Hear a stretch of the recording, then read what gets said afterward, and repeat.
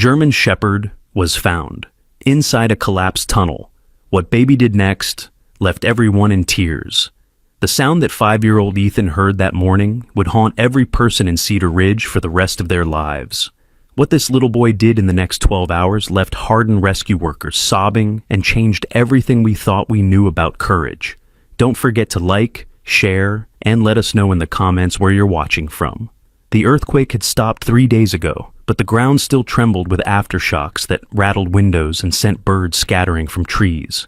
Mark pressed his palm against the kitchen window, watching his son Ethan play alone in the backyard with his toy trucks. The boy hadn't spoken more than 10 words since his mother died 8 months ago. Not that he was silent, he hummed, he whispered to insects, he made soft sounds when he thought no one was listening. But real words, full sentences, those had dried up like rain in August. "He's doing it again," Susan said from behind Mark, making him jump.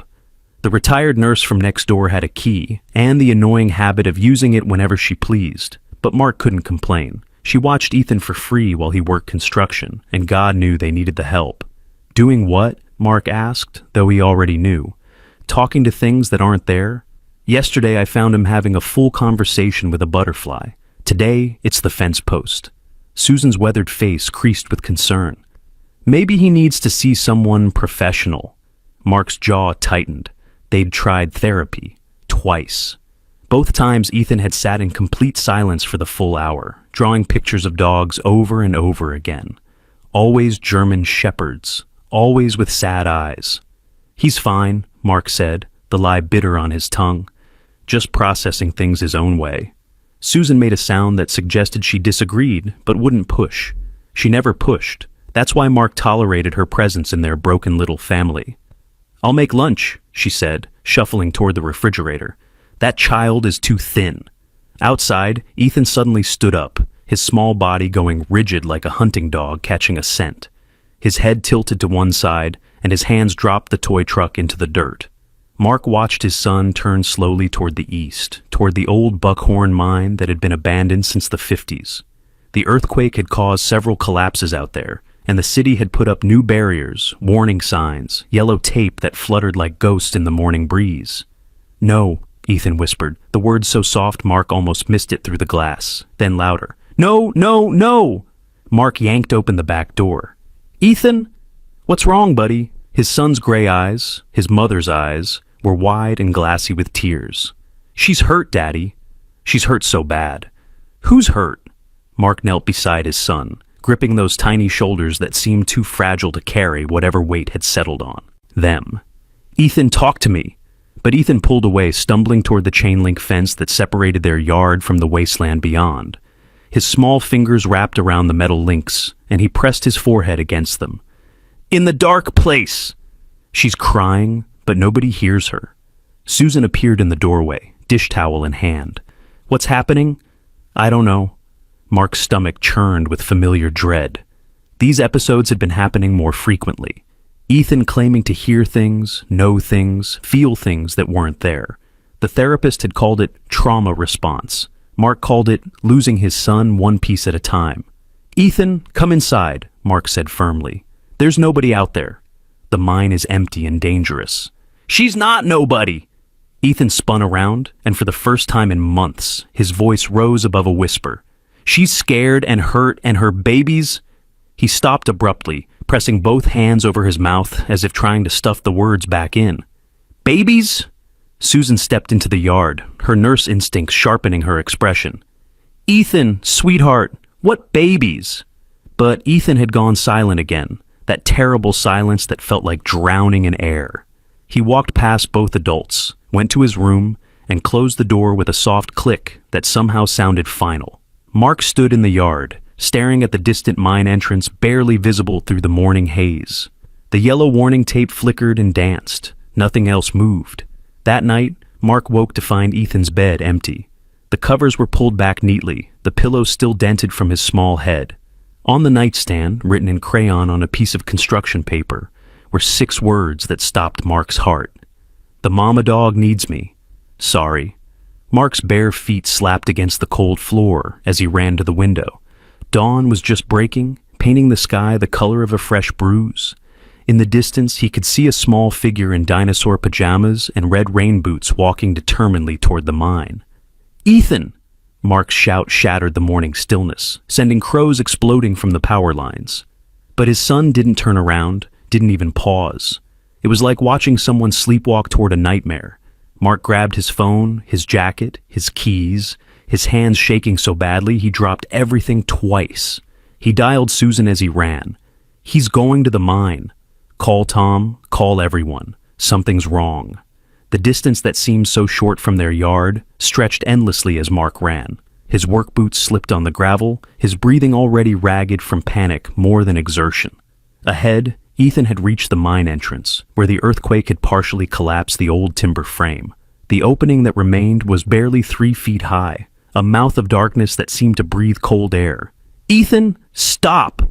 Mark was close now, close enough to see his son drop to his knees and peer into the tunnel. "Don't you dare go in there." Ethan looked back once, and the expression on his face made Mark stumble. It wasn't defiance or fear or even determination. It was recognition, like he was seeing something Mark couldn't, understanding something Mark never would. "She's dying, Daddy," Ethan said clearly. "If I don't help her, she'll die thinking nobody cared." Then he crawled into the darkness before Mark could reach him. The tunnel swallowed Ethan like a throat-swallowing medicine, necessary but terrifying. Mark dropped to his knees at the entrance, his shoulders too broad to follow. The smell hit him immediately. Damp earth, rotting wood, and something else. Something alive and suffering. "Ethan!" His voice echoed strangely in the collapsed space. He could hear movement, the scrape of small knees on stone, the whisper of breathing that wasn't his own. Mark pulled out his phone, activated the flashlight, and aimed it into the tunnel. The beam penetrated maybe 15 feet before the passage turned, taking his son beyond sight. "Please come back," Mark begged, his voice breaking like it hadn't since the day they lowered Amy's casket into the ground. "Please, buddy. Daddy needs you to come back." A sound drifted back, not Ethan's voice, but something else. A whimper, low and pained, definitely animal. Then Ethan's voice, soft and soothing. "It's okay. I'm here now. Nobody's going to hurt you anymore." Tom arrived first, his firefighter training evident in the way he assessed the situation in seconds. "How long has he been in there?" 6 minutes, Mark said, still on his knees, still shining his light into the useless darkness. "Maybe 7. Tom was already on his radio, calling for backup, for equipment, for help that might not come in time. This whole structure is compromised. The earthquake shifted everything. One wrong move and... Don't! Mark's voice was dangerous. Don't finish that sentence. Susan arrived next, followed by Doctor. Sarah, the veterinarian who lived 6 blocks over. Word traveled fast in Cedar Ridge, especially when it involved the little boy who'd lost his mother, the child everyone watched with worried eyes and whispered prayers. "Why would he think there's a dog in there?" Dr. Sarah asked, pulling equipment from her truck that looked too medical, too serious for a simple stray animal. "He's been saying he hears things," Susan explained quietly. "Since Amy died, the therapist said..." A sound cut her off. From deep in the tunnel came a bark, weak, desperate, undeniably real. Everyone froze. Mark's flashlight trembled in his hand. There's actually something in there. Tom was already shining his professional-grade flashlight into the tunnel, the beam stronger, but still swallowed by the dark. "Ethan, can you hear me, buddy? I found her." Ethan's voice seemed to come from everywhere and nowhere. "She's stuck under big rocks. Her neck is bleeding." Dr. Sarah pushed forward. "Ethan, this is Doctor." "Sarah, is the dog conscious? Is she breathing?" "She's awake, but her eyes look funny. And her belly is really big and moving." Mark watched Doctor, Sarah's face pale. "She's pregnant." "Ethan, don't try to move her. If she's injured and pregnant, she could..." A rumble cut through her words. Not an earthquake, but something shifting in the tunnel. Dust billowed from the entrance like smoke from a dragon's mouth. Everyone stepped back except Mark, who pressed closer, trying to see through the cloud. "Ethan, I'm okay." His voice was smaller now, scared. "But some rocks fell. The way back looks different." Old Pete arrived then, moving faster than anyone had seen him move in years. The former miner's face was grim as he studied the entrance. "This is the old buckhorn shaft. Goes back 300 feet before it hits the main chamber. He pulled out a creased, yellowed map from his jacket. But the earthquake, everything's shifted. This whole system is unstable. How unstable? Tom asked, though his expression suggested he already knew. Pete's weathered fingers traced the tunnel lines on his map. Every minute that boy's in there, the chance of total collapse increases. The support beams are 70 years old, the earthquake fractured the bedrock, and this morning's dew has been seeping into the cracks. He looked at Mark with eyes that had seen too many mining disasters. 2 hours, maybe less. Then we dig, Mark said, grabbing a shovel from Tom's truck. Can't. Pete's voice was flat. You start digging here, you'll bring the whole thing down on the boy's head. Only chance is to go in the way he went. I'll go, Tom said immediately, but even as he spoke, everyone could see the problem. Tom was built like a linebacker. The tunnel opening might as well have been a mail slot. I'm the smallest, Doctor, Sarah said, already moving toward the entrance. No. Mark's voice was strange, distant. He was staring at his phone screen. Ethan just sent me something. Everyone crowded around to look. It was a voice message, just 3 seconds long. They could hear Ethan's breathing, the dog's whimpers, and then Ethan's whispered words. She says her name is Hope. Dr. Sarah made a sound like she'd been punched. Did he say Hope? She was already running to her truck, yanking open the back doors. Oh my God, oh my God! She pulled out her tablet, fingers flying across the screen. Hope! German Shepherd, military working dog, went missing 6 months ago after her handler was killed in a training accident. She turned the screen toward them. The photo showed a magnificent German Shepherd in military gear, standing proud beside a soldier. But it was the second photo that made everyone gasp, a missing poster with a reward amount that seemed impossible. $20,000, Tom read. Why would... Because she's pregnant, Doctor, Sarah said, her voice shaking. With Puppies from Valor, the most decorated military dog in U.S. history. Those puppies are worth... God, they're priceless. The military has been searching everywhere. Another rumble from the tunnel, louder this time. More dust. Mark heard Ethan cough, heard the dog yelp in pain. None of that matters if we can't get them out, Susan said, ever practical. But her hands were trembling as she pulled out her phone. I'm calling the military base. They'll have equipment, experts... No time, Pete interrupted, studying his map with growing urgency. Feel that? He placed his palm on the ground. Vibrations. The whole system is shifting. We've got maybe an hour before. She's having her puppies! Ethan's voice burst from the tunnel, high and frightened. Something's wrong. There's so much blood. Dr. Sarah dropped to her knees at the tunnel entrance.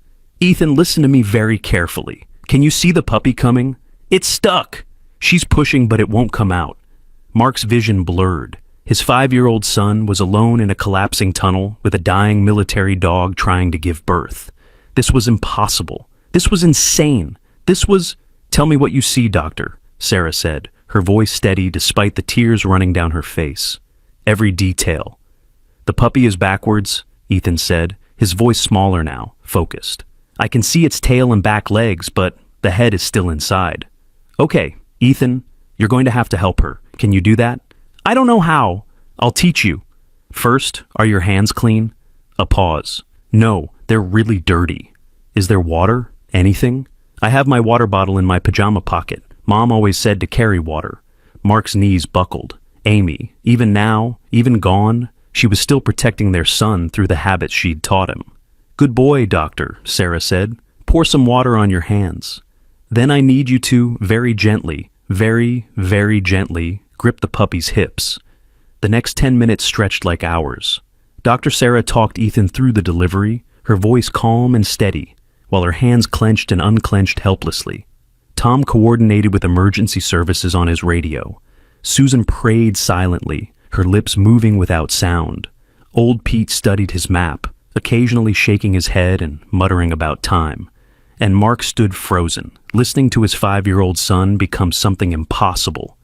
A hero, a healer, a bridge between life and death. I got it! Ethan's voice cracked with exhaustion and triumph. The puppy is out, but it's not moving. Rub it with your shirt, Doctor, Sarah instructed. Rough but not hard, like you're drying it after a bath. Silence. Then the most beautiful sound Mark had ever heard. A tiny, squeaking cry. "It's breathing! It's alive!" Ethan was crying now. They could all hear it. "Hope is licking it. She's okay. She's—" "Oh no." "What?" Everyone said it at once. "Another one is coming." And the rocks above us are making weird noises. Pete grabbed Tom's arm. "Get everyone back." "Now?" "What?" The birth contractions, the movement, the sound. It's disturbing the stability. The whole thing is going to... The ground shuddered. Not an earthquake, but something. Worse.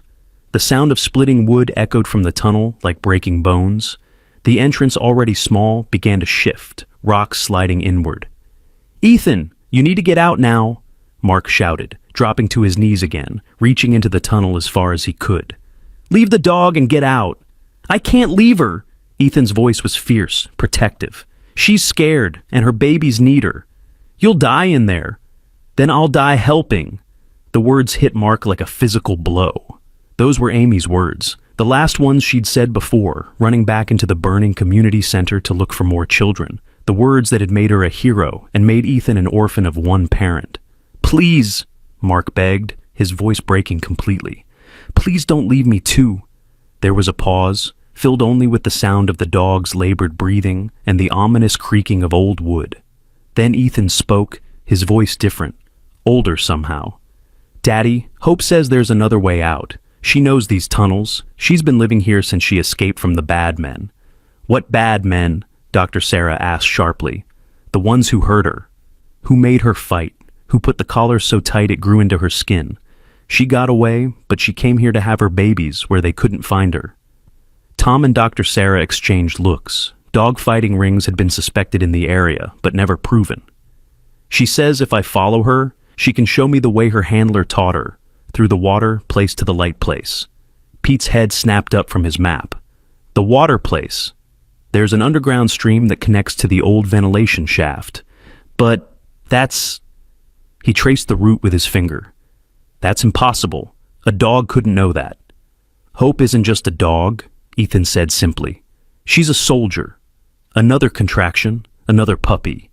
Ethan didn't even ask for help this time, his voice calm as he described what he was doing, how he was helping. The second puppy cried immediately, strong and loud. But the tunnel's response was immediate too. A crack like thunder, the sound of something massive shifting. "The main support beam just fractured," Pete said, his face gray. 15 minutes, maybe 10. Mark stood up, decision made. "I'm going in. You can't fit? Then I'll make myself fit." He started stripping off his jacket, his shirt, anything that added bulk. "Tom, get rope. Sarah, keep talking to him. Susan, call Amy's brother at the military base. Tell him Ethan needs him. Mark, you could trigger a complete collapse. My son is in there." Mark's voice was steel. "My son is in there with a pregnant dog, and he's not coming out without her, which means I'm going in without coming out without both of them." He dropped to his belly at the tunnel entrance. The opening was impossibly small, but rage and fear and love made him smaller. He began pulling himself forward, inch by inch, skin tearing on rocks, ribs compressing painfully. "Daddy?" Ethan's voice drifted back, surprised. "You can't fit." "Watch me," Mark growled, pulling himself deeper. The tunnel was a nightmare of sharp edges and unstable ground. Every movement sent cascades of dirt and pebbles down.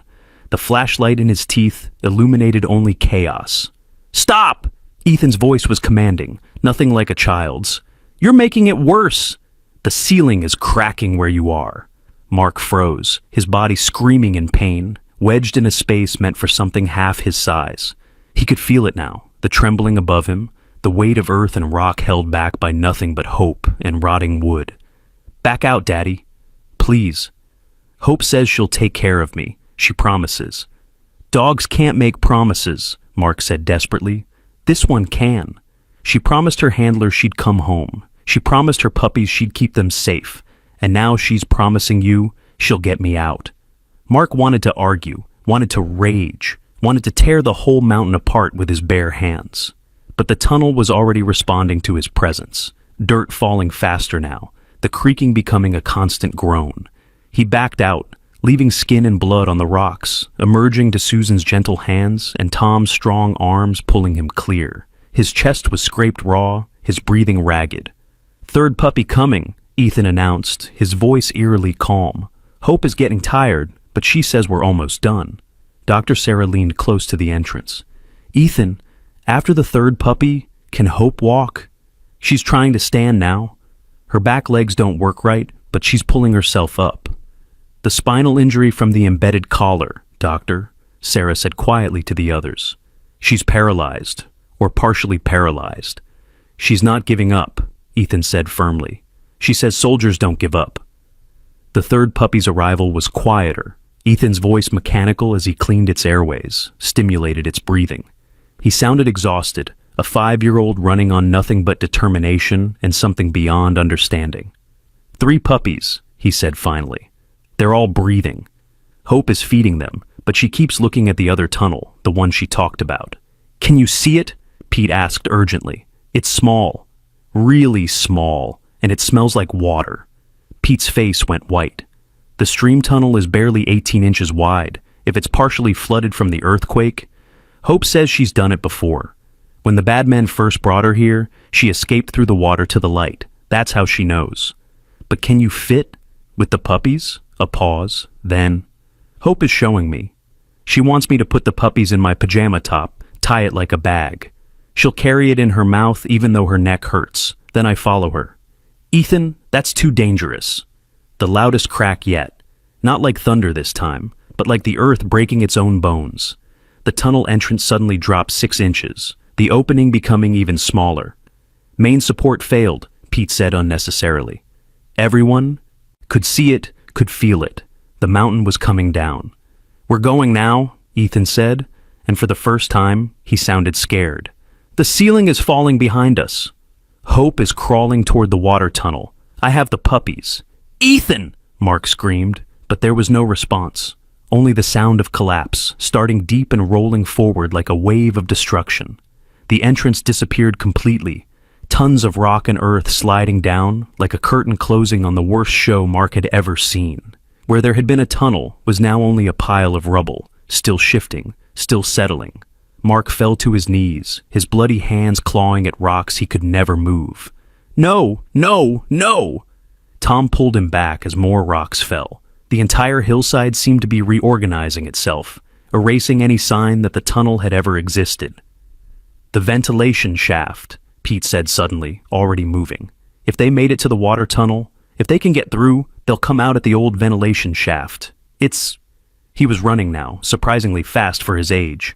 "Half a mile, this way." They ran through the dawn light, a strange procession of desperate hope. Mark's bare chest was bleeding, but he didn't feel it. Tom carried rope and emergency equipment. Dr. Sarah had her medical bag. Susan had grabbed blankets from someone's truck. Pete led them through brush and over rocks, following a path only he could see. The ventilation shaft was a square hole in the ground, covered by a rusted grate that Tom tore away with his bare hands. It dropped 20 feet straight down before connecting to various tunnel systems. "Ethan!" Mark shouted down into the darkness. His voice echoed back, mocking and empty. They waited. 1 minute, 2, 5. "It's been too long," Tom said quietly. "If the water tunnel was flooded, if they couldn't..." "Listen," Susan commanded. They all froze. From deep in the shaft came a sound, faint, impossible, but unmistakable. A bark, weak but determined. "Hope!" Dr. Sarah called down. "Hope, is Ethan with you?" The bark came again, closer now. Then, the most beautiful sound in the world. Ethan's voice, exhausted but alive. "The water was really cold." Mark sobbed, actually sobbed, as Tom quickly set up the rope system. "Are you hurt?" "I'm okay." Hope hurt her legs more getting through. She can't climb up. "We're coming down." "No." Ethan's voice was firm. "Send down a basket or something. For the puppies first. They're cold." It took 15 minutes to rig a system. 15 minutes of Ethan talking constantly, so they knew he was still alive, still conscious. He described the journey through the water tunnel, how Hope had led him through complete darkness, swimming when necessary despite her injuries, never letting go of the bundle of puppies, even when she went under. The first basket came up with 3 tiny, wet puppies wrapped in Ethan's dinosaur pajama top. Dr. Sarah immediately went to work, checking vitals, warming them with the Huil blanket Susan had brought. All 3 were alive, though the smallest one was struggling. The second trip brought hope. The magnificent German Shepherd was a wreck, emaciated, scarred, her neck a ring of infected wounds from the embedded collar someone had let grow into her flesh. Her back legs dragged uselessly, but her eyes were bright and focused, watching her puppies with fierce attention. The final trip brought Ethan. When he emerged into the morning light, Mark crushed him against his chest, not caring about the mud, the blood, the tears. His son was alive, impossibly, miraculously alive. "Daddy, you're squishing me," Ethan mumbled against his chest. Mark laughed, or maybe cried, or maybe both. "I'm never letting you go again. You have to. Hope needs help." And even now, even after everything, Ethan's first thought was for the dog. Dr. Sarah was already working on Hope, administering fluids, antibiotics, pain medication from her emergency kit. She needs surgery immediately. The spinal injury, the infected wounds, the trauma from giving birth in those conditions. "I'll pay," Mark said immediately, though he had no idea how. "The military will pay," a new voice said. Everyone turned. 3 vehicles had arrived while they were pulling Ethan up. Military vehicles. A man in uniform stepped forward, his face a mix of professional composure and barely contained emotion. "Sergeant James Williams," he said. "Hope is my partner's dog. Mike died in a training accident 6 months ago, the same day Hope disappeared. We thought she'd run off to die of grief, but..." His voice cracked. "She was stolen, wasn't she?" Ethan nodded solemnly. "She shows me pictures in her head. Bad men took her when everyone was busy with the accident. They wanted her puppies because their dad was special." Sergeant Williams knelt beside Hope, his hands gentle on her damaged body. "Valor's puppies. We knew she was pregnant when she disappeared." He looked up at Mark. "Your son saved military property worth over $100,000. "My son saved a dog," Mark corrected firmly. "A dog who saved him right back." But Ethan was shaking his head. "That's not right either." He moved to sit beside Hope, his small hand resting on her head. "We saved each other. That's what family does." The morning sun climbed higher as military vehicles surrounded the area, their radios crackling with urgent conversations. Sergeant Williams hadn't moved from Hope's side, his weathered hands gentle as he stroked her ears while Dr. Sarah worked to stabilize her. The smallest puppy was tucked against his chest, its breathing finally steady after several terrifying minutes where it had stopped altogether. "She remembers you," Ethan said suddenly, watching the sergeant's face. "Not you exactly, but your smell. You smell like her person who went away." Sergeant Williams' jaw tightened. "Mike and I served together for 8 years. Hope was his dog, but she stayed at my place. Sometimes when he deployed." His voice caught. "I should have protected her after he died. I should have..." "Stop." Ethan's voice was firm, too old for his small body. "Hope says guilt is heavy, too heavy to carry when you need to run forward." Mark watched his son with a mixture of pride and concern. The boy who hadn't strung together full sentences in months was now speaking with a wisdom that seemed pulled from somewhere beyond his 5 years of experience. "We need to move her now, Doctor," Sarah announced, finishing her field treatment. "The clinic is 20 minutes away. Every second counts." "Our veterinary unit is closer," Sergeant Williams said, already signaling to his team. 15 minutes to base, full surgical suite, specialists standing by. As they carefully lifted Hope onto a military stretcher, she whined, her eyes searching frantically. "The puppies," Ethan said immediately. "She needs to see them." They brought the basket close, letting Hope sniff each puppy, her tail attempting to wag despite her paralysis. The smallest one squeaked, and Hope's eyes locked onto Ethan with an intensity that made everyone pause. "I promise," Ethan said solemnly, as if responding to an unspoken request. "I'll stay with them." The convoy moved fast, military escort clearing the way. Mark held Ethan in the back of one vehicle while Dr. Sarah monitored the puppies in their warming box. Ethan hadn't let go of Mark's hand since they'd left the mine site, his small fingers wrapped tight enough to hurt. "You knew," Mark said quietly. "Somehow, you knew she was there." Ethan nodded against his father's chest. She was calling. Not with her voice, with her hurt. He looked up, those gray eyes, Amy's eyes, serious and strange. Mom used to hear them too, the hurt ones. That's why she always helped. Mark's throat closed. Amy had always been the one bringing home strays, volunteering at shelters, stopping for every injured bird on the roadside. He'd thought it was just compassion, but maybe it had been something more. The military base materialized through the morning haze, all concrete and chain link, guards waving them through without stopping. The veterinary building was already lit up like a Christmas tree, personnel waiting at the entrance. "Immediate surgery," the head veterinarian announced after a rapid examination.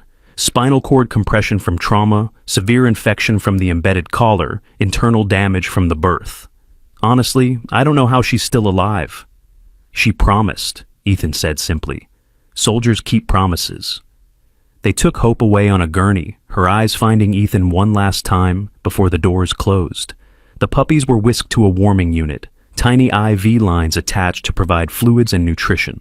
The smallest one, the one that had almost died, required constant monitoring. "You should go home," Sergeant Williams told Mark. "This could take hours." "We're staying," Mark said firmly. Ethan hadn't asked, hadn't begged, but Mark could feel it in the way his son's body tensed at the suggestion of leaving. "We're staying until we know." They were given a small waiting room, military efficient with its hard chairs and fluorescent lights. Susan arrived with Tom and Pete, bringing fresh clothes for Mark and Ethan, sandwiches no one could eat, and the kind of quiet support that didn't need words. "The whole town's talking," Tom said quietly. "News crews are already showing up at the mine site." Mark groaned. The last thing they needed was media attention. But Ethan wasn't listening. He stood at the window overlooking the surgical suite, his palm pressed against the glass, his lips moving in what might have been prayer or promise or conversation, with something only he could hear. 2 hours in, the smallest puppy crashed. Alarms screamed from the warming unit, veterinary staff rushing in. They could see through the observation window as the team worked, tiny chest compressions on a body that fit in one palm. "No," Ethan whispered, his whole body trembling. "No, you have to fight. Your mama fought for you." The flat line on the monitor stretched 30 seconds, 45, a minute, then a blip, another, a rhythm, weak but real. The veterinary technician looked up through the window, gave a thumbs up, and Ethan collapsed against Mark, sobbing for the first time since they'd pulled him from the shaft. Not tears of grief, but of relief so profound it shook his small frame.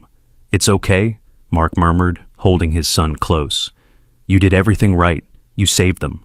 "Hope saved them," Ethan corrected through his tears. "I just helped." 3 hours. 4. Sergeant Williams paced like a caged animal, his phone constantly buzzing with calls he sent to voicemail. Dr. Sarah had scrubbed in to assist with the surgery, her small animal experience valuable even in this military setting. Susan dozed in her chair while Tom and Pete talked quietly about reinforcing other old mine entrances, making sure no other children could wander in. Then, finally, the surgeon emerged. Dr. Colonel Harrison, according to his uniform, looked exhausted but not defeated. "She's stable," he announced, and everyone seemed to breathe at once. "We removed the embedded collar, cleaned and closed the wounds, addressed the spinal compression. The paralysis..." He paused, choosing words carefully. "There's significant nerve damage. She may never walk normally again." "But she's alive," Ethan said, not a question but a statement of fact. "She's alive," the colonel confirmed, "and fighting.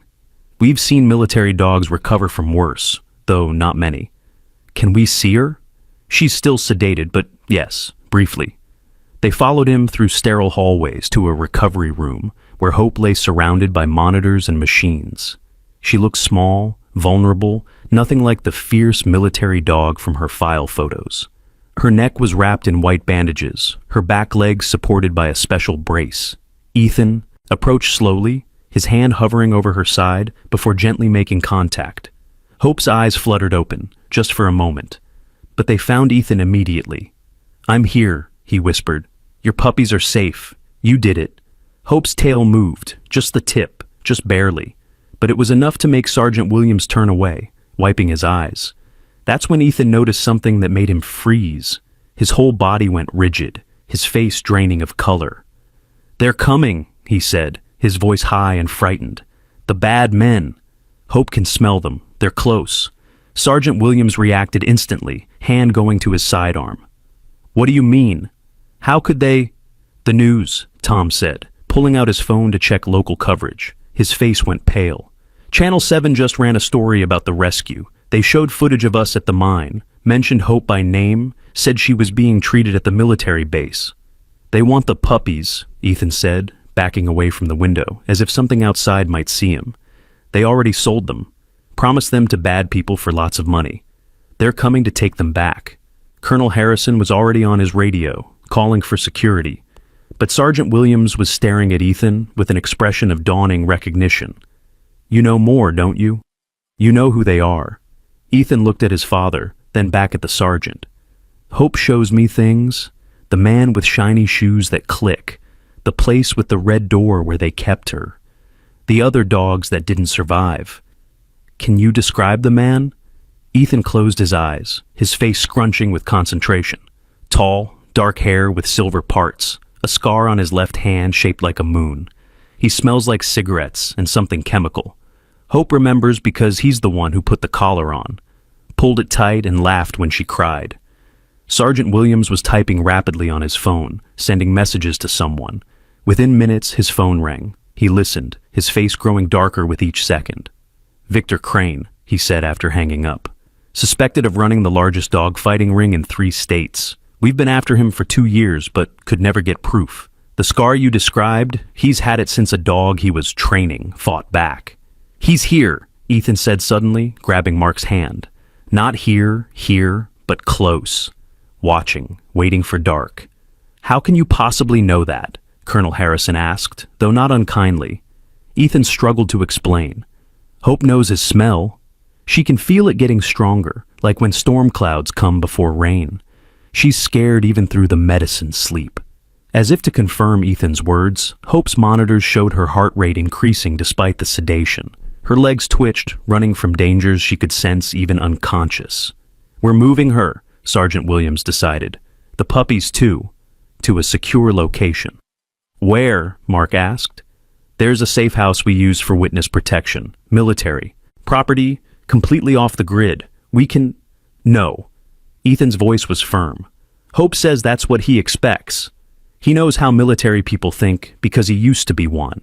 Everyone turned to stare at the 5-year-old boy, who just revealed information that hadn't been in any file. "That's classified," Sergeant Williams said slowly. "Victor Crane's military record is sealed. How could you—" "Hope remembers him from before, when she was younger, in training. He was there, but got kicked out for being mean to the dogs. He said he'd make them pay, make them all pay." The room fell silent except for the beeping of Hope's monitors. Finally, Colonel Harrison spoke. "We need to call this in. FBI, ATF, everyone. If Crane is planning something—" The lights went out. Emergency power kicked in immediately, bathing everything in red light, but the message was clear. Someone had cut the main power to the veterinary building. "They're here," Ethan whispered, pressing closer to his father. Sergeant Williams drew his weapon, motioning for everyone to get down. "Harrison, get security here now. Tom, that door, block it with that cabinet." Tom moved immediately, his firefighter training making him calm in crisis. Pete helped, the 2 men barricading the door, while Susan pulled Ethan behind a desk, her arms protective around him. "The puppies?" Ethan said urgently. "They're after the puppies." Dr. Sarah was already moving toward the warming unit in the corner, where the 3 puppies lay in their incubator. She grabbed the portable unit, unplugging it from the wall. It had battery backup, but only for 30 minutes. "Where are the other exits?" Mark demanded, positioning himself between his son and the barricaded door. 2, Colonel Harrison said, checking his weapon. "Main corridor and emergency exit to the roof." A sound in the hallway. Footsteps, multiple sets, moving with purpose. "Security?" Tom asked hopefully. Sergeant Williams shook his head. Security would announce themselves. The doorknob rattled, then stopped. Then came a voice, smooth and cold as winter concrete. "I know you're in there. I can smell the fear, just like the dogs before a fight." Ethan made a small sound, pressing his face against Susan's shoulder. "That's him, the shiny shoes man." "Victor Crane," Sergeant Williams called out, "this is a military installation. You're committing a federal crime." Laughter from the other side. "Am I? I'm just here to retrieve my stolen property. I have papers proving that dog belongs to me, bought and paid for before she mysteriously disappeared. Forged papers won't hold up. They don't need to hold up. They just need to create doubt. Enough doubt to let me walk out of here with what's mine." A different sound now, metal on metal. They were working on the lock. "The roof," Mark said urgently. "We go to the roof." "It's a trap," Ethan said, his voice muffled against Susan's shoulder. "He has people there too. Hope can smell them above us." Colonel Harrison's radio crackled. "Security team, ETA 3 minutes. "We don't have 3 minutes, Tom said, as the door began to splinter around the lock. That's when Hope moved. Despite the sedation, despite the surgery, despite paralyzed back legs, the German Shepherd rolled off the table. She hit the ground hard, her front legs scrambling for purchase, while her back legs dragged uselessly behind. But she pulled herself forward, positioning herself between the door and Ethan, her lips pulled back in a snarl that was all the more terrifying for its silence. "Hope? No." Dr. Sarah moved to help her, but Hope snapped at the air, warning her back. The door burst open. 3 men entered fast, weapons drawn. Not guns, but catch poles and tranquilizer equipment. They wanted the dogs alive. Victor Crane followed, and Ethan had been right about everything. Tall, dark hair shot with silver. Expensive shoes that clicked on the linoleum. The scar on his left hand caught the emergency lighting as he surveyed the room. "There she is," he said, looking at Hope with something that might have been admiration if it weren't so twisted. "My prize fighter. Though she never would fight, would you, girl? Too noble, too loyal. Had to use you for bait instead." Hope's growl deepened, her body trembling with effort as she tried to stand on legs that wouldn't work. "Leave her alone," Ethan said, stepping out from behind Susan before anyone could stop him. Crane's attention shifted to the boy, and his smile was worse than his coldness. "You must be the little hero from the news, the boy who talks to dogs." "I listen," Ethan corrected. "That's different. Is it now?" Crane moved closer, but Hope dragged herself forward, blocking his path. "Interesting. You know what she's worth? Her puppies? The military bloodline she carries? They're not things to sell. Everything's for sale, boy. Your father knows that. Don't you, Mr. Morrison?" Mark started. How did Crane know his name? "Oh, I do my research," Crane continued. "Single father, construction worker, behind on rent, medical bills from his wife's cancer treatment still unpaid. I could make all those problems go away. 50,000 cash. You never saw us, never saw the dog. Your boy made up a story for attention." "Go to hell," Mark said flatly. Crane shrugged. "I tried being nice." He gestured to his men. "Take the puppies. Trank the bitch if she moves." Everything happened at once. Hope lunged forward on her front legs alone, her jaws closing on the nearest man's ankle. He screamed, dropping the catch pole. Sergeant Williams moved, his training evident as he disarmed the second man in 2 smooth motions. Tom and Pete rushed the third man, the old miner surprisingly fast and vicious. But Crane had grabbed Ethan, pulling the boy against him, a knife appearing in his scarred hand. "Stop!" His voice cut through the chaos. Everyone froze. "Nobody moves or the boy bleeds." The knife pressed against Ethan's throat, not cutting, but close enough to leave a white line on his skin. "Let him go," Mark said, his voice deadly calm. "Take the dogs, take whatever you want, just let my son go." "Dad, no," Ethan said, remarkably steady for a child with a blade at his throat.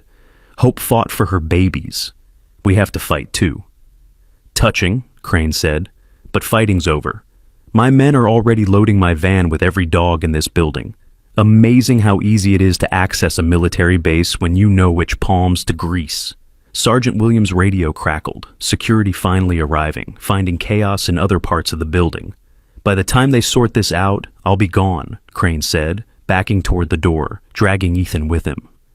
"The boy comes as insurance." I'll leave him at the state line, assuming nobody follows. You're not taking my son, Mark said, stepping forward. The knife pressed harder, drawing a bead of blood. Ethan whimpered, the first sound of fear he'd made. That's when the smallest puppy started crying. It was a thin, desperate sound from the incubator doctor. Sarah still held. The puppy that had almost died, that had needed CPR, that was still fighting for every breath. Hope's head turned toward the sound, and something changed in her eyes. Something primal and fierce and absolutely unstoppable. She moved, not crawling this time, but somehow, impossibly, staggering to her feet. Her back legs shouldn't work. The surgeon had been clear about the nerve damage, but rage and love and maternal instinct accomplished what medical science said was impossible. Hope stood, swaying but standing, and the sound that came from her throat was nothing like a dog's growl. It was the promise of violence, the certainty of death, the last warning before devastation. Crane's knife hand trembled. That's impossible. She's paralyzed. She's a mother, Ethan said quietly. And you threatened her babies. Hope took one step. Her back legs buckled but held. Another step. Another. Shoot her! Crane ordered his men, but Tom and Sergeant Williams had them pinned. Hope was close now, close enough that Crane could see her eyes. Amber and intelligent and filled with a rage that transcended species. Hope, Ethan said softly. I'm okay. But Hope wasn't looking at Ethan. She was looking at Crane's hand, the scarred hand holding the knife. Her lips pulled back, showing teeth that had never been used for fighting, but were still weapons when needed. Call her off, Crane said, his voice higher now, scared. Call her off or I... Hope lunged, not at Crane's body but at his knife hand, her jaws closing with precision trained into her by the military. The knife flew across the room as Crane screamed, falling backward, Ethan rolling free. Mark grabbed his son, pulling him clear as Hope stood over Crane, her legs shaking but holding, her teeth bared, waiting. Don't move, Sergeant Williams advised Crane, his weapon now trained on the man. Military dogs are trained to hold, not kill, unless you give her a reason. Sirens filled the air, real security this time, and from the sound of it, local police too. The cavalry had finally arrived. Hope, Ethan said softly, and the German shepherd's head turned toward him. It's over. You can rest now. As if she'd been waiting for permission, Hope's legs gave out. She collapsed beside Crane, who scrambled away, cradling his bitten hand. Dr. Sarah rushed to Hope's side, checking vitals, assessing damage. She shouldn't have been able to do that, she said, wonder in her voice. The nerve damage, the surgery, it's medically impossible. Love isn't medical, Ethan said, kneeling beside Hope, his small hand gentle on her head. Love is stronger. Security forces flooded the room, taking Crane and his men into custody. The power came back on, harsh fluorescent replacing emergency red. Through it all, Ethan never left Hope's side, and Hope's eyes never left her puppies. We need to get her back to surgery, Colonel Harrison said. Whatever adrenaline surge let her stand, she's damaged herself further. As they prepared to move Hope again, Ethan leaned close to her ear. You kept your promise. Now keep one more. Don't leave. Your babies need you. I need you. Hope's tail moved just once, just barely. But it was enough. It was promise. The next hours blurred together. Police statements, FBI arrival, military brass demanding explanations. Through it all, Mark kept Ethan close, the boy drifting in and out of exhausted sleep. The news had exploded beyond local coverage. The story of the boy who saved a military dog, who helped deliver puppies in a collapsing mine, who stood up to a dog-fighting ring. It was everywhere. But in the quiet surgical waiting room, none of that mattered. Ethan sat with the 3 puppies in his lap, the smallest one tucked against his chest, all of them sleeping. He hummed softly, the same lullaby Amy used to sing, the one about stars and dreams and coming home. She's going to make it, Ethan said suddenly, though no one had asked. Hope's going to make it because she has more to do. More to teach, more to love. Mark wanted to prepare his son for the possibility of loss, wanted to cushion the potential blow. But looking at Ethan's face, calm and certain and wise beyond his years, he said nothing. Sometimes faith was its own medicine. Sometimes love was its own miracle. Sometimes a 5-year-old boy knew things that adults had forgotten how to believe. The surgery lasted 6 more hours. Dr. Sarah scrubbed in again. Along with 2 specialists, the military flew in from Walter Reed. They repaired the additional damage Hope had caused by standing, reinforced the spinal stabilization, treated the tissue trauma from her impossible effort. When Colonel Harrison finally emerged, he looked haggard but hopeful. "She's stable. Again. That dog has more lives than a cat." "Can she walk?" Ethan asked. "We don't know yet." The fact that she stood at all suggests the initial assessment might have been wrong. Or, quote.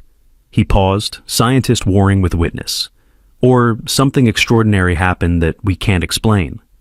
"Love happened," Ethan said simply. The colonel smiled, the first real warmth he'd shown. "Maybe you're right, son. Maybe you're right." As dawn broke over the military base for the second time, they were allowed to see Hope. She was awake this time, alert despite the pain medication. Her eyes found Ethan immediately, her tail wagging weakly. "The puppies need names," Sergeant Williams said. He'd stayed through everything, this soldier who'd lost his best friend and thought he'd lost his friend's dog too. Military dogs get registered names, official ones. Ethan looked at each puppy thoughtfully. "The big one should be Courage," he said, "because his mama had so much. The middle one is Honor, because that's what soldiers have." "And the little one?" Mark asked, watching the runt puppy struggle to nurse even with help. Ethan smiled, the first real smile since his mother's death. "Faith. Because sometimes that's all you need." The FBI agents arrived before noon, transforming the military base into a crime scene that sprawled across 3 states. Victor Crane's arrest had triggered something bigger than anyone expected. His phone contained contacts, transactions, videos that made hardened investigators sick. The dog-fighting ring was just the surface. Beneath it lay a network of cruelty that touched hundreds of animals and the people who'd tried to save them. "We need the boy to testify," Agent Rivera said, her voice gentle but firm, as she sat across from Mark in the base commander's office. "What he knows, what he saw, what the dog communicated to him, it could break this whole thing open." Mark's jaw tightened. "He's 5 years old. He's been through enough." "Dad!" Ethan's voice came from the doorway where he stood with Susan, having refused to be excluded from conversations about his own life. "Hope wants to help. She wants to make sure no other dogs go through what she did." Agent Rivera studied Ethan with curious eyes. "You really believe you can understand her?" "Not believe," Ethan said, walking into the room with more confidence than most adults could muster. "I know, just like I knew she was in the tunnel, just like I knew the bad men were coming." He paused at the window overlooking the veterinary building.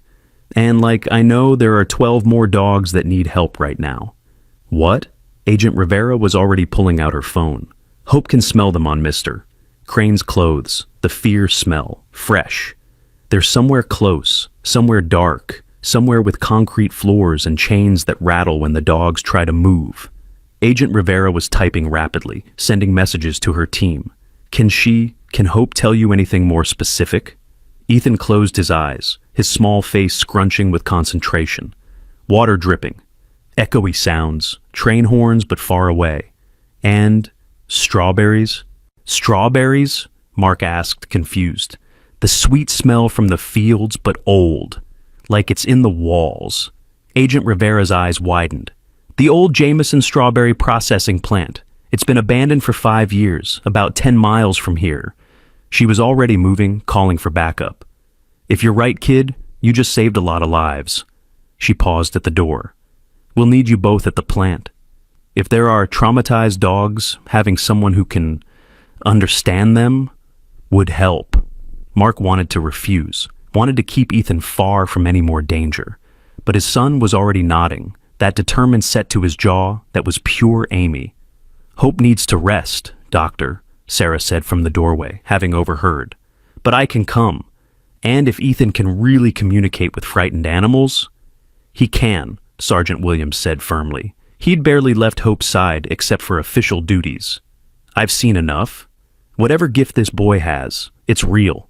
The convoy that headed to the processing plant looked like something from a movie. FBI vehicles, military trucks, animal control, veterinary units, and Mark's beaten pickup truck carrying one small boy who might be the key to everything. The plant loomed against the gray sky, all broken windows and rust-stained walls. The sweet smell Ethan had mentioned was there, faint but cloying. Strawberries that had rotted into the very bones of the building. "Stay in the truck," Mark told Ethan as tactical teams surrounded the building. But Ethan was already unbuckling his seatbelt. "They're in the basement. 12 dogs, all hurt, all scared. One is dying. Right now. We have to hurry." Agent Rivera heard him through the open window. She spoke into her radio, redirecting teams to the basement entrances. Within minutes, they'd breached the doors. The smell hit them first. Fear and waste and blood and despair. Then the sounds, whimpering, chains dragging, and one horrible rattling breath that meant an animal was at the very edge. "Here!" someone shouted, and they all rushed toward the voice. The scene in the basement was worse than anyone had imagined. Dogs in cages so small they couldn't stand. Chains so tight they'd worn grooves in concrete. And in the corner, a pit bull mix lying still, her breathing barely visible. Ethan pushed past the adults before anyone could stop him, dropping to his knees beside the dying dog. "No, no, no," he whispered, his small hands gentle on her scarred head. "You can't give up. Not when we just found you." The dog's eyes opened slightly, focusing on Ethan with difficulty. "She says she's tired," Ethan said, tears streaming down his face. "She says she fought for so long, but she can't anymore." Dr. Sarah was already there with her kit, checking vitals, preparing emergency treatment. "She's in shock, severe dehydration, infected wounds, possible internal bleeding." "Can you save her?" Ethan asked. "I can try, but then try." Ethan's voice carried a command that seemed impossible from someone so small. He leaned close to the dog's ear. "Hope survived. Hope made it out, and her babies are safe, and the bad men are going to jail. You can survive too. You just have to hold on a little longer." The dog's tail moved, barely a twitch, but movement. As Dr. Sarah worked, the FBI team documented everything. The setup for fights, the training equipment designed for cruelty, the betting board still showing odds on dogs that might already be dead. Agent Rivera looked sick as she photographed it all. "This is enough to put Crane away for life," she said. "But we need to know who else was involved. These operations don't run alone." "The dogs know," Ethan said, still holding the pit bull's head as doctor. Sarah inserted an IV. "They remember faces, voices, smells. Hope remembers 17 different men who came to watch. She can identify them if you show her pictures." Agent Rivera stared at him. "That would be admissible, how?" "It wouldn't," Mark said quietly. "But it could tell you where to look for real evidence." The agent nodded slowly. "We'll need to do this officially. At the base, with witnesses, documentation. After we save these dogs," Ethan said firmly. "They come first." It took 4 hours to extract all 12 dogs. Each one was traumatized, injured, afraid. But something remarkable happened. When Ethan approached each cage, speaking softly, the dogs calmed. Even the most aggressive, a Rottweiler with scars covering his entire body, let Ethan touch him, let the rescue team leash him without a fight. "It's like he speaks their language," one of the animal control officers said, watching Ethan coax a terrified beagle from behind rusted equipment. "He speaks pain," Susan said softly, having arrived to help. "He understands loss. They recognize that." The pit bull, who Ethan had named Brave, survived the trip to the emergency veterinary clinic. Barely, but she survived. As they loaded her into the ambulance, she managed to lick Ethan's hand once.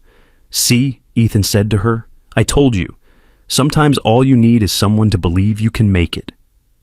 Back at the military base, Hope was attempting to stand again. Not the adrenaline-fueled stance from before, but careful therapeutic movement guided by the physical therapy team.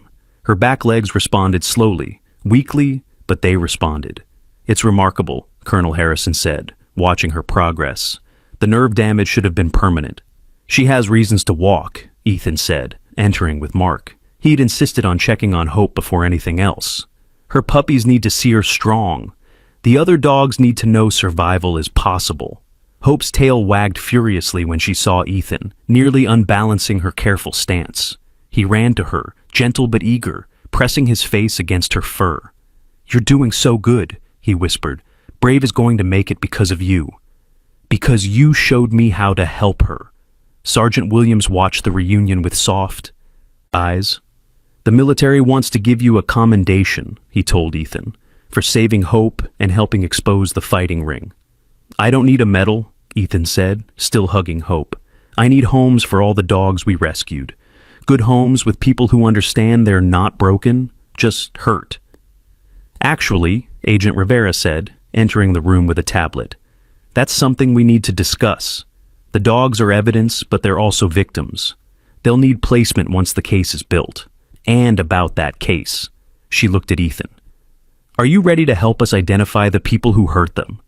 Ethan nodded, but Hope growled softly, protectively. "It's okay, girl," Ethan assured her. "We're safe here." They spent the next 3 hours going through photographs, surveillance footage, and mugshots. It should have been impossible, expecting a 5-year-old to provide useful information about criminals based on what he claimed dogs told him. But Ethan was specific, detailed, and uncannily accurate. "That one," he'd say, pointing at a photo. "Hope remembers him. He wore cologne that smelled like pine trees and metal. He always bet on the black dogs because he said they were meaner. He has a scar on his chest from when a dog fought back 3 years ago." Agent Rivera would make notes, make calls, and invariably return with confirmation. "You're right. Marcus Webb, arrested in 2019 for assault, has a documented chest injury from a dog attack he never fully explained. By evening, they had identified 23 individuals connected to the fighting ring. Warrants were being issued, arrests being made. The network was collapsing like the mine tunnel had. Completely and irreversibly. "You did this," Agent Rivera told Ethan. "You and Hope. You brought down one of the largest criminal operations we've seen."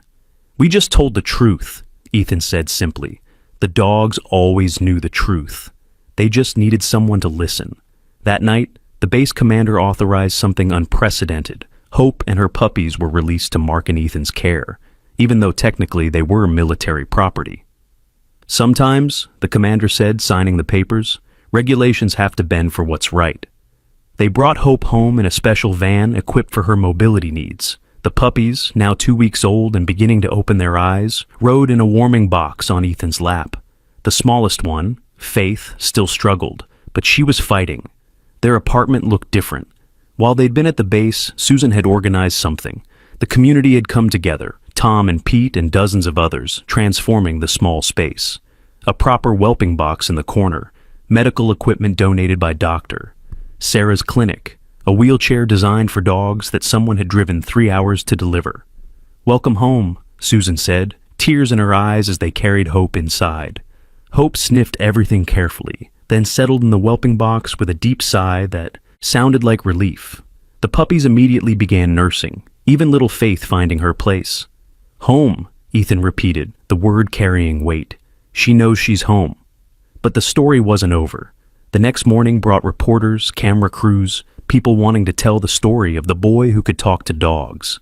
Mark tried to shield Ethan, but his son had other ideas. "If telling our story helps other dogs, we should tell it," he said with that strange wisdom. "Hope wants others to know they can survive." So they did one interview, carefully controlled, with Ethan sitting beside Hope's whelping box, his small hand resting on her head. He didn't claim to read minds or have magical powers. He simply said what he'd always said, that if you listen, really listen, animals will tell you what they need. The interview went viral within hours. Donations poured in, not just for Hope and her puppies, but for all the rescued dogs. Offers of homes came from across the country, each one carefully vetted by the rescue organizations that had stepped forward to help. But the most unexpected response came 3 days later. A black SUV pulled up outside their apartment, and a woman in a military uniform emerged. Not just any uniform, she had stars on her shoulders and a presence that made everyone stand straighter. "General Patricia Hayes," she introduced herself to Mark. "I need to speak with your son." Mark's protective instincts flared, but Ethan was already at the door, looking up at the general with curious eyes. "You're here about the program," he said. It wasn't a question. General Hayes' composure cracked slightly. "How did you—" She stopped, composed herself. "Yes, the military has a program for individuals with unique abilities to communicate with our working dogs. We've been developing it for years, but we've never found someone with your son's apparent gift." "You want to study him," Mark said flatly, pulling Ethan behind him. "We want to understand," the general corrected. "And potentially, when he's older, if he's willing, train him to help our military working dogs who come back traumatized from deployment. PTSD isn't just a human condition." "Hope has it," Ethan said quietly. "She dreams about the bad things, but it's getting better now that she knows she's safe." General Hayes knelt down, meeting Ethan at eye level. "Would you want to help other dogs like Hope?" "Not now. You're too young. But someday?" Ethan looked at Hope, who was watching from her box, her eyes alert and knowing. "Hope says military dogs give everything to keep people safe. If I can help them when they come home hurt inside, then yes, someday." The general nodded, standing. "We'll stay in touch. And in the meantime, Hope's puppies, they're technically military property by bloodline, but I think they've found exactly where they need to be." She left papers, official documents transferring ownership of Hope and her puppies to the Morrison family, along with a fund for their medical care and training. "Why?" Mark asked, overwhelmed. "Because some things are more important than regulations," General Hayes said. "Your son saved not just Hope, but potentially hundreds of dogs through his testimony. The military pays its debts." As her vehicle pulled away, Ethan sat beside Hope's box, where the puppies were now 2 weeks old, their eyes beginning to open, seeing the world for the first time. "Look, Hope," he said softly. "They can see you now. They can see they have the bravest mama in the world." Hope's tail thumped against the box, and she reached out to lick Ethan's face, mother to child, survivor to survivor, heart to heart. The weeks that followed brought changes no one could have predicted. The rescued dogs from the processing plant all found homes, but not before each one spent time with Ethan. He would sit with them, sometimes for hours, helping them understand that not all humans meant pain. The pit bull, Brave, went to a former Marine who understood survival. The scarred Rottweiler found peace with an elderly couple who had endless patience and a farm where he could run. Victor Crane's trial became national news.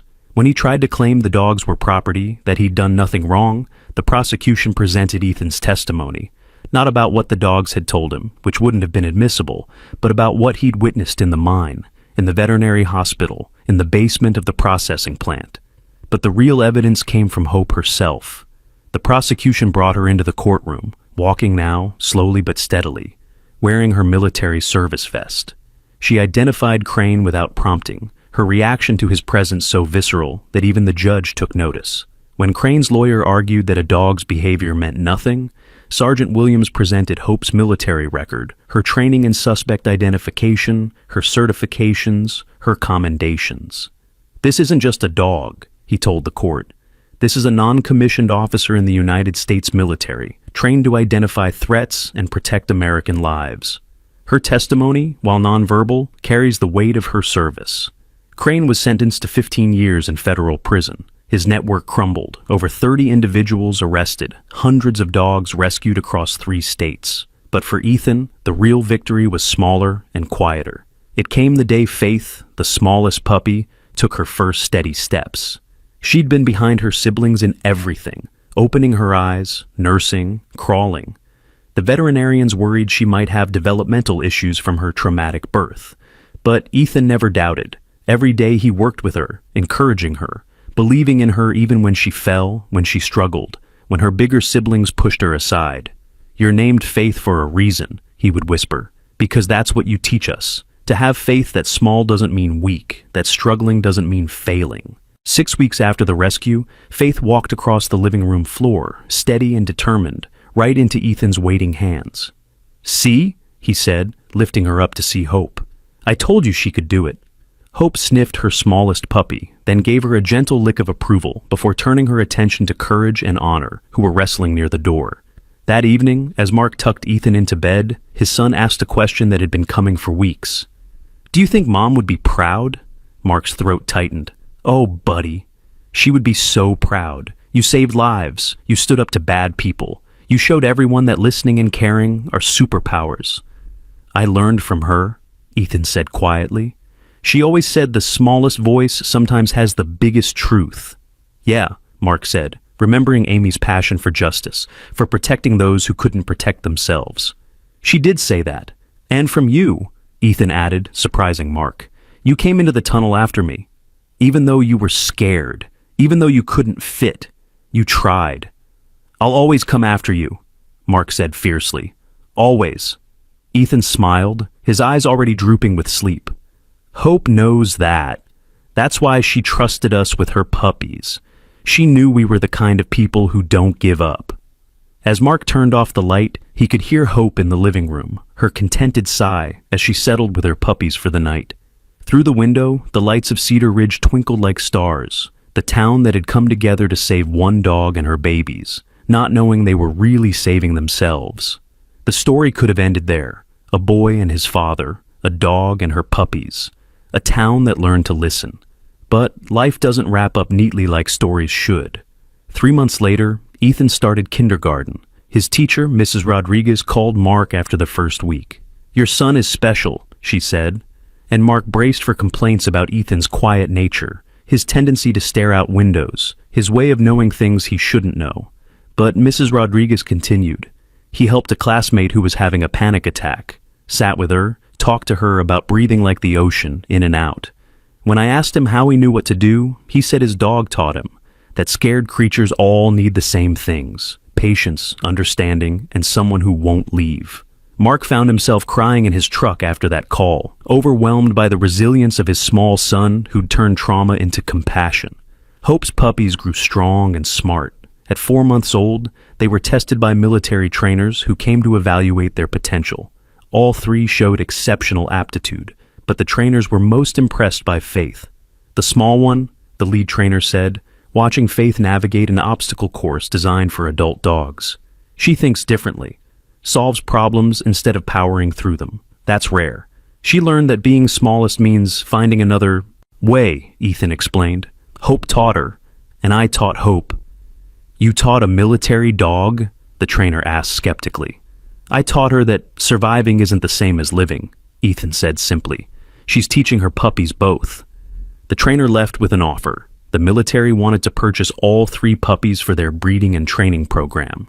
The number they offered was enough to pay off Amy's medical bills, fix their apartment, secure Ethan's future. Mark was ready to accept, but Ethan shook his head. They need to choose, he said. The puppies need to choose if they want to serve like their mom or live regular lives. That's what freedom means. It seemed absurd, letting 5-month-old puppies choose their futures. But Mark had learned to trust his son's instincts. They set up a test. The military trainers brought equipment, uniforms, the scents and sounds of military life. On the other side, they placed regular dog toys, beds, the comforts of civilian life. Courage went straight to the military side, his bearing already proud and purposeful.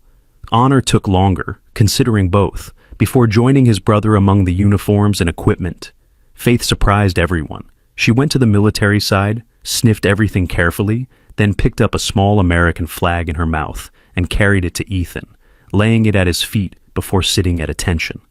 She's choosing both, the lead trainer said, amazed. She's saying she'll serve, but her way, with you. That's how Faith became the youngest dog ever accepted into the military's therapeutic companion program, not as a working dog, but as a bridge between traumatized veterans and recovery. She would train with Ethan, and together, when they were both old enough, they would help heal the invisible wounds that warriors brought home. Hope watched her puppy's choices with calm acceptance. Courage and Honor would leave for training soon, but she showed no distress. She knew somehow that this was right. She's proud, Ethan told Mark that night. She says her puppies are going to help people, just different people in different ways. That's all any mother wants, for her babies to matter. The day Courage and Honor left for training was bittersweet.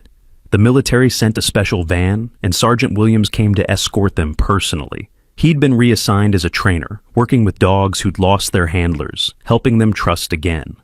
I'll watch over them, he promised Ethan, and they'll come visit. Military dogs get leave too. As the van pulled away, Hope stood at the window, watching, not whimpering or distressed, just watching with the steady patience of a soldier who understood duty. Faith pressed against her mother's side, and Ethan joined them at the window, his hand resting on Hope's head. "They'll be okay," he said, though it wasn't clear if he was comforting Hope or himself. "I know," Mark said, joining them. "They're Hope's puppies. They're survivors." A year passed. Then, on two. Ethan grew taller, but remained gentle, his gift with animals growing stronger. He volunteered at the animal shelter, worked with Dr. Sarah at her clinic, and slowly, carefully, began training with Faith under military supervision. Hope aged gracefully, her injuries leaving her with a permanent limp but not limiting her spirit. She became a therapy dog herself, visiting hospitals and schools, showing people that scars didn't mean broken, that survival could be beautiful.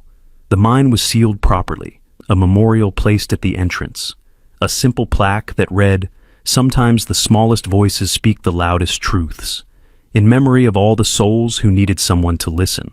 Courage graduated top of his training class, assigned to a special forces unit, where his intelligence and Hope's courage made him invaluable. Honor became a detection dog, his gentle nature perfect for working with children in schools, keeping them safe with the same protective instinct his mother had shown.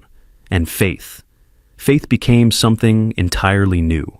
Neither fully military nor fully civilian, she and Ethan pioneered a program that brought together traumatized veterans and rescued fighting dogs, each healing the other through understanding that transcended words.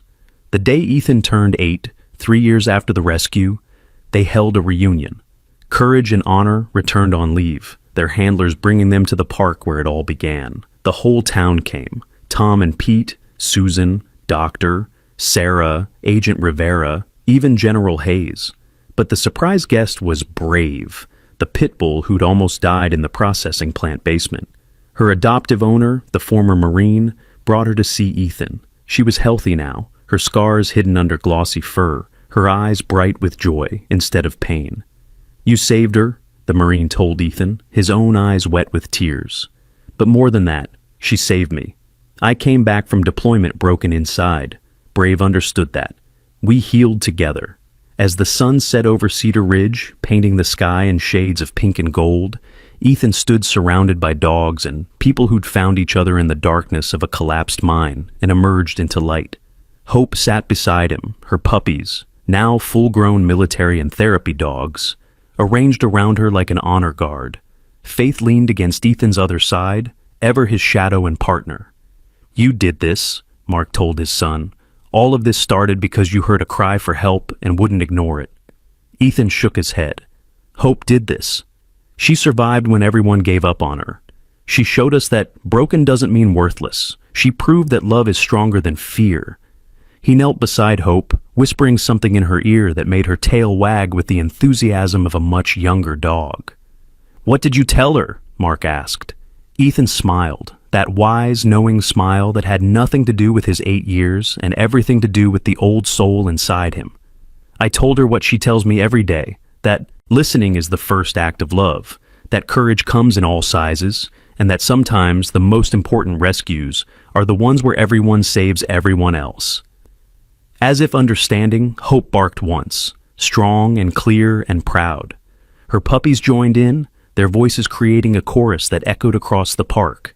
Other dogs picked up the call until the air filled with the sound of survivors singing, of hope triumphant, of love that refused to surrender.